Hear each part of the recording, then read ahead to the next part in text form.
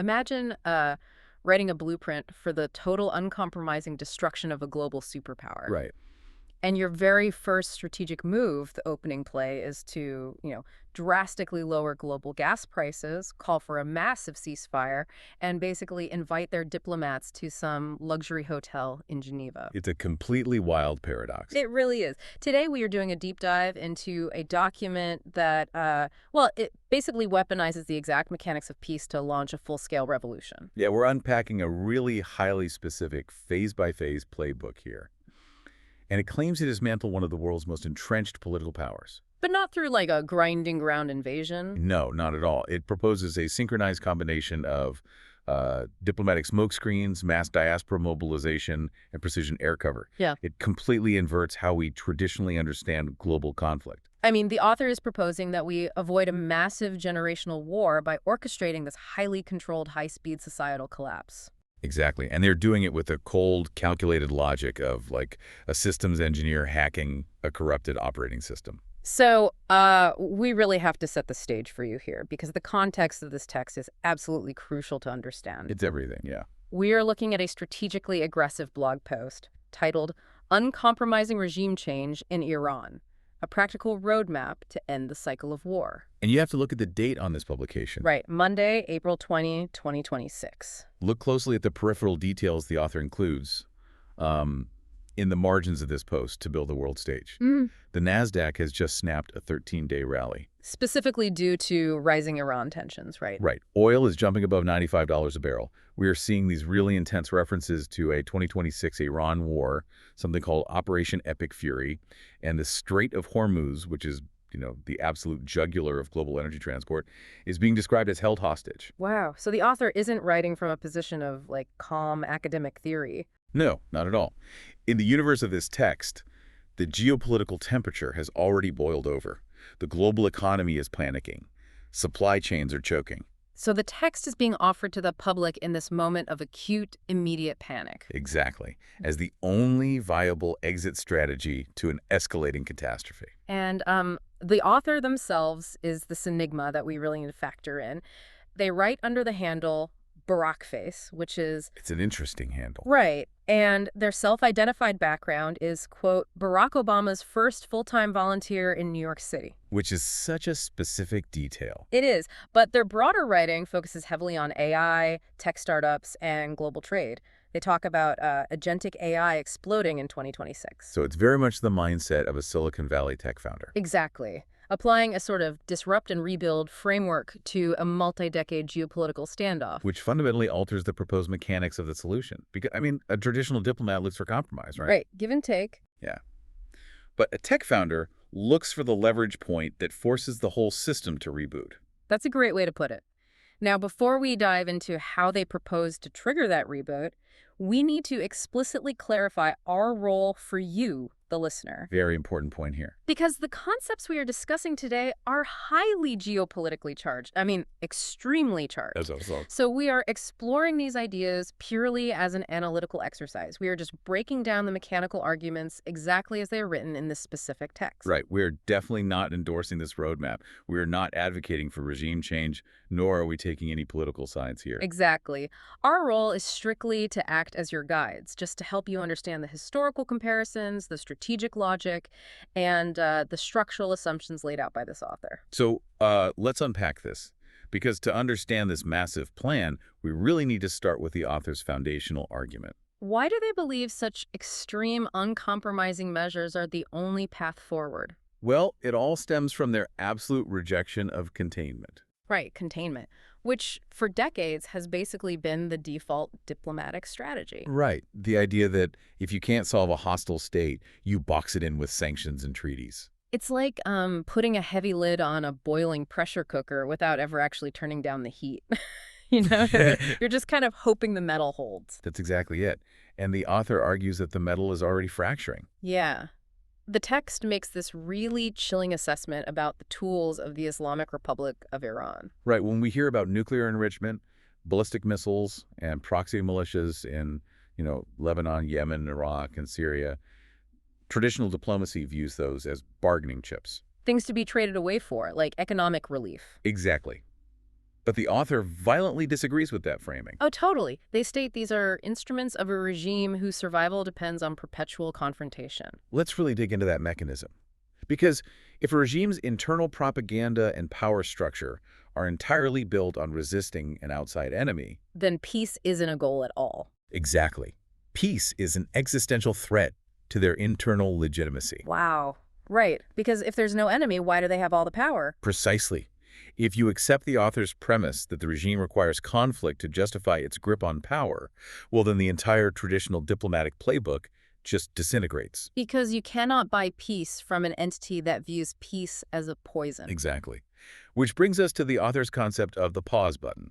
Oh, I found this part so interesting. They argue that any peace deal that leaves the current power structure intact is just hitting pause on a predetermined cycle of violence. Right. In 3 to 5 years, the cycle just repeats itself. But next time, the drones are more numerous, the missiles are hypersonic, and the cost in lives is exponentially higher. It's a total, complete rejection of temporary truces. The author frames diplomacy not as a solution, but as a mechanism that actively endangers the future. By allowing a hostile power to upgrade its arsenal while, pretending to comply with international norms. I want you to think about how often we see geopolitical deals celebrated on the news. Handshakes, signed treaties, temporary lifting of sanctions. We see it all the time. We do. But the author is demanding we stop pretending those moments are actual victories. They're establishing a stark binary here. Right. Either you remove the root cause, or you are complicit in building a deadlier future war. And that rejection of the temporary truce leads us directly into the paradox of Phase 1. Which is so fascinating. Because if the author despises traditional diplomacy, you would assume their roadmap begins with bombers taking off. Right. You'd think it starts with a kinetic strike. But it doesn't. It begins with de-escalation. Immediate de-escalation as strategic cover. The first actionable step in this incredibly aggressive roadmap is to secure an immediate ceasefire across the entire region. And unconditionally reopen the Strait of Hormuz to all maritime traffic. No demands. Yeah. Just open the gates. We really have to look at the economic mechanism here. Markets price in what are called risk premiums. Right. So when oil is at $95 a barrel because the Strait of Hormuz is threatened, a massive percentage of that price is pure panic. Exactly. By unconditionally opening the strait, the author isn't just allowing boats to pass. They are mathematically erasing the geopolitical risk premium from the futures market. Meaning global energy prices plummet. Yes. It acts as an instant global economic stimulus package. But the author is playing a psychological game here, too, not just an economic one. Oh, definitely. Because opening the strait and enforcing a ceasefire instantly ruins the regime's siege economy narrative. What's fascinating here is how authoritative regimes utilize economic hardship.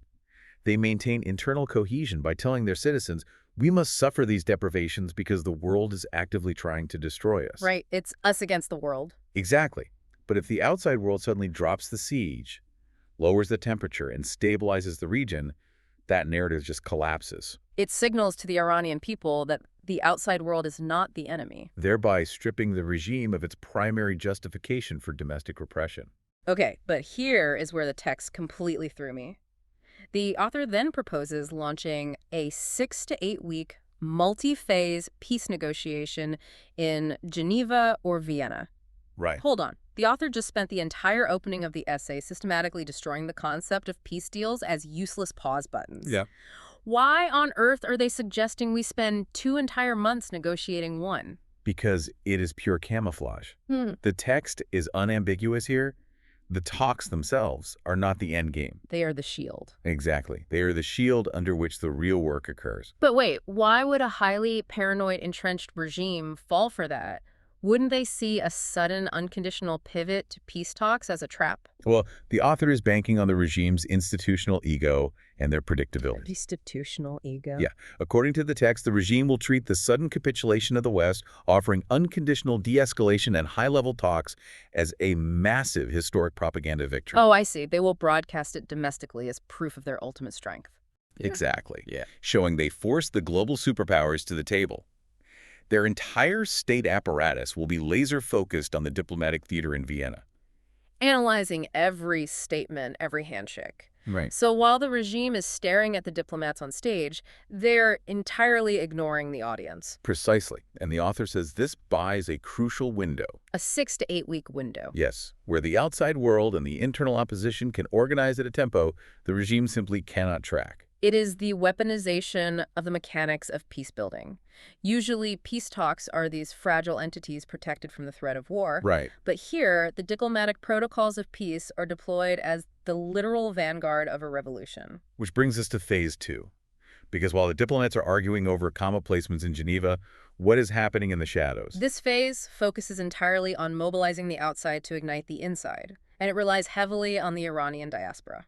The author describes the millions of Iranians living abroad, educated, prosperous, globally networked, as a dormant strategic asset. An asset of immense power that has never been properly harnessed. Exactly. But the timeline for harnessing them is bordering on the absurd. That's very fast. Within the first week of this regional ceasefire, the roadmap dictates that every major opposition group, every civic organization, and every prominent exile figure must unite into a single umbrella organization. Right. Wait, 7 days? We are talking about factions that have been fractured by decades-old ideological differences. Monarchists, Republicans, secularists, who have historically despised each other. Yeah, it's a huge ask. The author genuinely thinks they can put all of that aside in 1 week. The text acknowledges the friction, definitely. But it argues the sheer momentum of the geopolitical window forces their hand. Like a do-or-die moment. Exactly. And to ensure it happens, the author provides a common minimum program. Right. 3 non-negotiable pillars that everyone must agree on to join the umbrella. Let's unpack these 3 pillars because they are incredibly specific. First, an interim constitution guaranteeing universal human rights, freedom of speech, assembly, and religion. Okay, pretty standard democratic baseline. Second, free elections for a constituent assembly within exactly 12 months. Putting a hard clock on the transition. And third, no return to theocratic rule or a supreme leader model. We really need to analyze why the author chose these 3 specific points over anything else. It's a brilliant exercise in minimum viable consensus. Meaning they aren't trying to solve everything on day one. Exactly. The author isn't asking the diaspora to agree on tax policy, foreign alliances, or the structure of the future economy. Because those debates cause fractures. Right. By limiting the platform to human rights, a strict 12-month timeline for the people to choose their own fate, and the permanent removal of the theocracy, you build a structural tent broad enough for almost anyone who opposes the current regime to stand under. The text explicitly states, this is not a wish list. It is the non-negotiable platform. And once this umbrella organization is formed, the real mobilization begins. This is where the tech founder background really screams off the page. The author proposes a massive, decentralized, globally synchronized campaign. The 1 million strategy. Yes. The goal is 1 million coordinated phone calls and video messages from the diaspora directly to family and friends inside Iran. The mechanism of communication here is so vital to understand. Information warfare is typically broadcast, right? A government drops leaflets or hacks a television station. It's state to masses. Exactly. But a phone call from a sister in London or a video message from an old university friend in Toronto, that relies on peer-to-peer trust. It's like a distributed denial of service attack, a DDoS attack. But instead of overwhelming a computer server with traffic, they're overwhelming the regime's psychological firewall. With millions of points of trusted, undeniable emotional contact. The text even provides the exact script they want these million voices to use. The world is watching. The regime's isolation is ending. Take to the streets peacefully, and this time the outside world will not look away. It totally bypasses the natural psychological defenses people raise against mass media. How so? Well, you might not trust a radio broadcast telling you to revolt because, it could be a trap. Right. Still, media could be trying to bait you. Exactly. But if your own brother looks you in the eye through a smartphone screen and says the moment has arrived, the math of your personal risk changes. But practically speaking, authoritarian regimes just shut down the internet when this stuff happens. How does the call actually get through? The author details a modern tech arsenal to bypass this.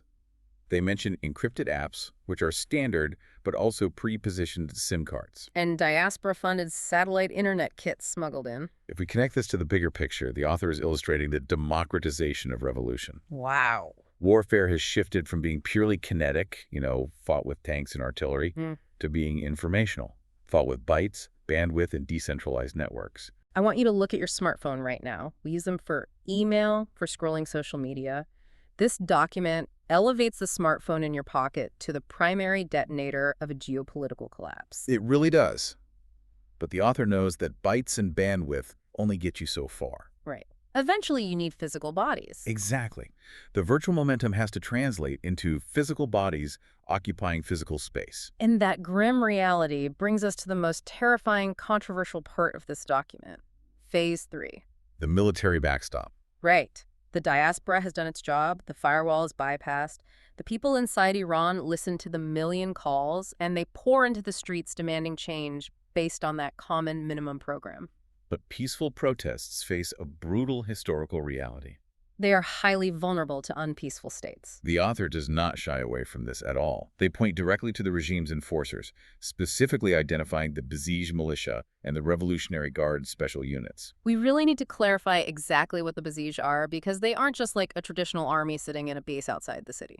No, not at all. They are a paramilitary volunteer force deeply embedded in local neighborhoods, mosques, and universities.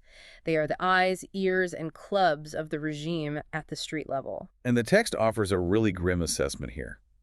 These units have repeatedly proven they're perfectly willing to open fire on unarmed crowds of their own citizens. If the state is willing to massacre its own people, and the people are unarmed, the revolution dies in the streets. Fear wins. The psychological momentum shatters completely. So how does the plan protect the people? The author introduces the military backstop.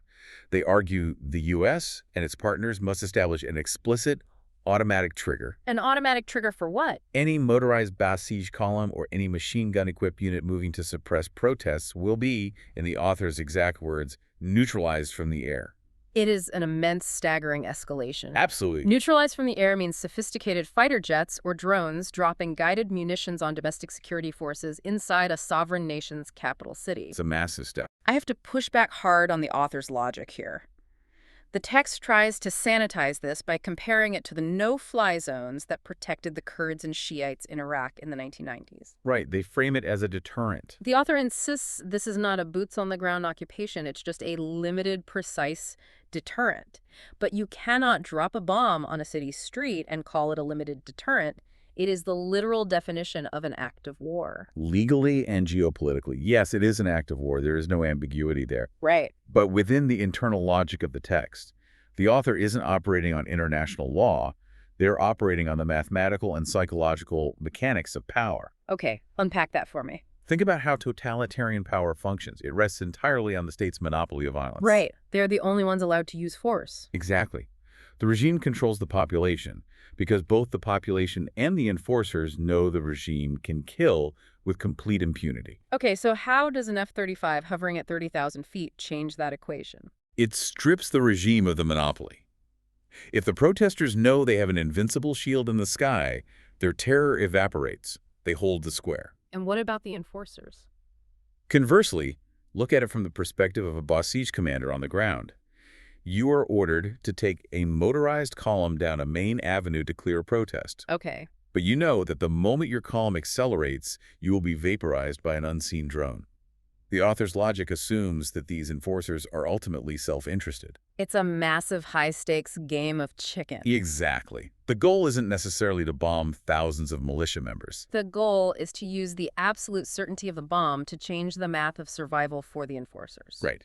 If suppressing the protest means their own guaranteed death, they simply won't start the engines on their trucks. They will stay in their barracks. Precisely. And if the enforcers refuse to enforce, the regime's primary tool of control is neutralized without a massive, protracted ground war. It's forced paralysis. But this standoff can't last forever. You have millions of people in the streets, and you have heavily armed militias sitting in their barracks looking up at the sky, terrified to move. Right. How long does the author actually think it will take for a 45-year-old entrenched, ideologically driven theocracy to collapse under this pressure? To answer that, the author provides a fascinating historical template. And it's not what you'd expect. No.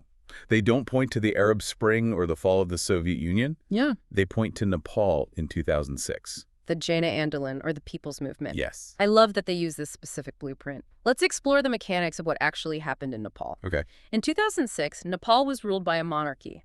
Mass protests erupted demanding democracy. For a while, the state pushed back violently. As expected. But the absolute turning point, the moment the monarchy was doomed, was when the military command simply showed a reluctance to continue firing on the massive crowds. Once that internal fracture became apparent. The monarchy didn't slowly negotiate a transition over years. It evaporated in days. The author maps that exact dynamic onto Iran, and they use demographics to justify the comparison. How so? The text points out that Iran's population today is younger, highly urbanized, vastly more digitally connected, and critically more deeply exhausted by economic isolation than Nepal's was in 2006. The numbers the author throws out are wild, but let's do the math on the sheer physical reality of it. Okay, let's look at it. The author estimates that the regime paralyzes if just 5 to 10% of the population takes to the streets. In Iran, that is roughly 4 to 8 million people. Let's visualize the mechanism of paralysis here. 4 to 8 million people coordinating their actions isn't just a political statement. No, it is a catastrophic logistical failure for the state. If millions of people occupy the main arteries of Tehran, the traffic grid instantly locks up. Supply chains halt. The police physically cannot maneuver their vehicles. And if the state decides to start arresting people? They physically do not have the square footage in their prison systems to hold even a fraction of a percent of that crowd. The sheer physical space required to detain 1 million people makes mass arrest impossible. The system overloads. Exactly. The text states, quote, "The math is brutally simple. The besieged cannot be everywhere at once, and once its willingness to kill is neutralized, loyalty evaporates." I picture it like the structural integrity of a massive concrete building. You walk past it and it looks rock solid, indestructible. Right. But structural engineers know that strength is an illusion if the weight rests on a single point of failure. The load-bearing pillar. Exactly. Right. You remove one load-bearing pillar, in this case, the regime's ability to use lethal force with impunity, and the building doesn't slowly crumble piece by piece. It pancakes instantly. That is the perfect analogy for the author's theory of regime collapse. The combination of diaspora-triggered mass protests and air-cover deterrents removes the load-bearing pillar. And what is the timeline the author predicts for this structural failure? 2 days is possible. 2 weeks is the outside estimate. Wow. 2 weeks to completely dismantle a superpowers regime. It is breathtakingly confident. But wait, we just pancaked a 45-year-old regime in 14 days. You can't just have 8 million people cheering in a smoking crater and expect them to suddenly govern. Right, nature abhors a vacuum. And geopolitics abhors a vacuum even more. Who is at the steering wheel? This brings us to section 6, what the author titles The Day After. You okay? The roadmap explicitly rejects a lengthy, messy period of revolutionary council building. Which usually leads to civil war, right? Exactly. The text claims a credible transitional leadership already exists. It says it exists in embryonic form right now, composed of that newly united diaspora umbrella organization working alongside respected internal figures who emerged during the protests. Right. But this government in waiting has to step into the void immediately. And they have to instantly appease an incredibly nervous global community. To do that, the text dictates they must make 3 immediate, massive pledges. Let's go through these, because these pledges are the core of why the author believes the international community would risk funding and supporting this extreme roadmap in the first place. Right. So, pledge number 1.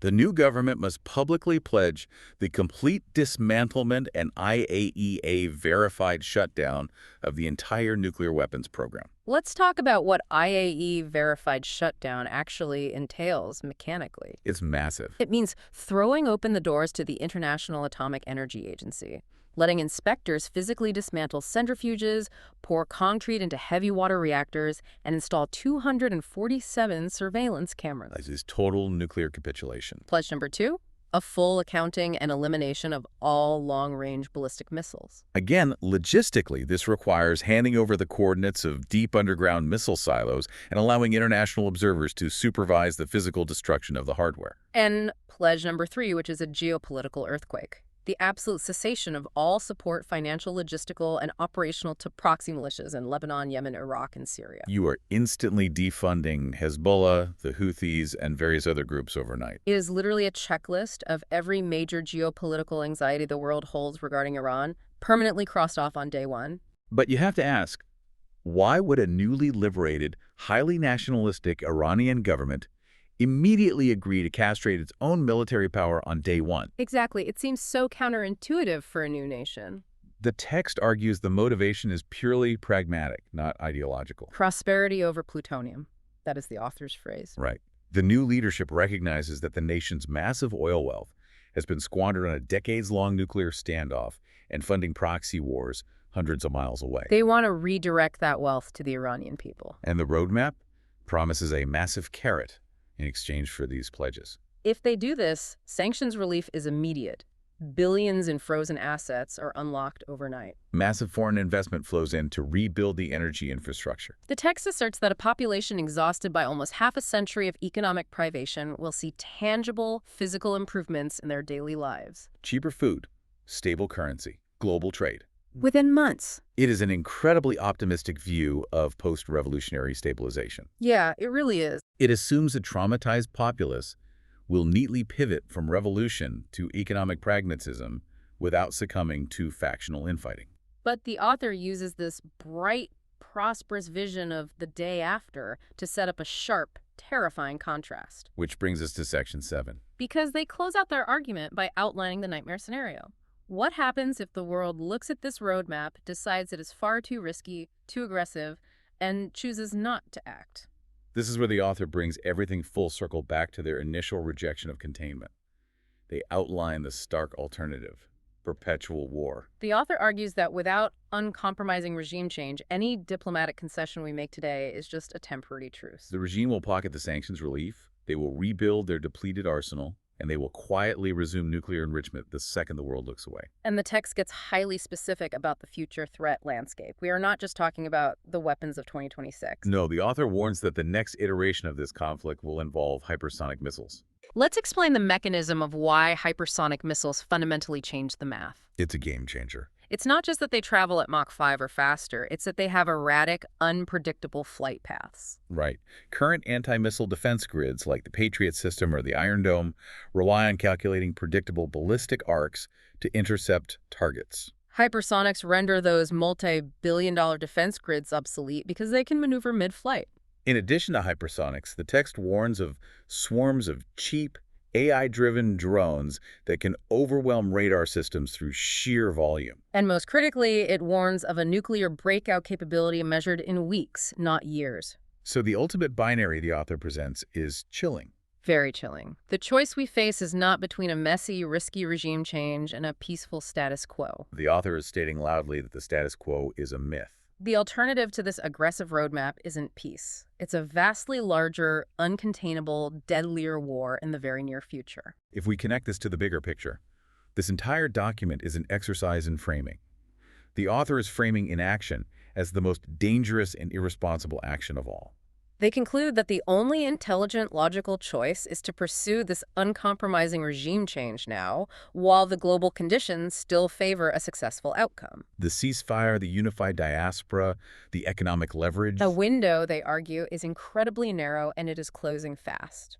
Wow. Let's take a deep breath and recap the immense, terrifying scope of what we just unpacked. It's a lot. The author's three-phase plan is staggering in its ambition. Phase 1. Weaponize peace. Use an immediate de-escalation and a 2-month diplomatic negotiation in Geneva, not for a treaty, but as a deliberate smokescreen to distract the regime. Phase 2. Mobilize a newly unified diaspora to launch a million-message peer-to-peer tech campaign to bypass firewalls and ignite massive, paralyzing street protests. Phase 3. Provide a military air cover backstop that explicitly threatens to vaporize regime enforcers, thereby stripping them of their monopoly on violence. neutralizing their willingness to kill and causing a rapid structural collapse of the entire regime in a matter of days. And all of this is engineered to result in a pragmatic transitional government that trades its nuclear ambitions and proxy armies for immediate global economic integration and prosperity. It is a roadmap that relies on flawlessly precise timing, unprecedented global coordination, and a deeply mathematical view of how human beings behave under extreme pressure. I want to remind you as we wrap up this deep dive into the source material, that we have purely explored the mechanics of the author's arguments. We've dismantled their historical references, their strategic logic, and their ultimate conclusions. We are not endorsing this roadmap, but we are absolutely fascinated by the architecture of the thought experiment it presents. And I want to leave you with a final thought, something to mull over that challenges everything we've discussed today. Oh, absolutely. The entire success of this roadmap relies on one incredibly fragile assumption: the ability to accurately predict the exact psychological breaking point of a heavily armed, deeply entrenched regime. Right. The author assumes that faced with overwhelming protests and the threat of airstrikes, the enforcers will act in their own rational self-interest. They will look at the F-35s in the sky, lay down their arms, and loyalty will simply evaporate. Right, the Nepal blueprint. They assume the regime will eventually blink. But human psychology, especially the psychology of absolute power and religious ideology, is notoriously unpredictable.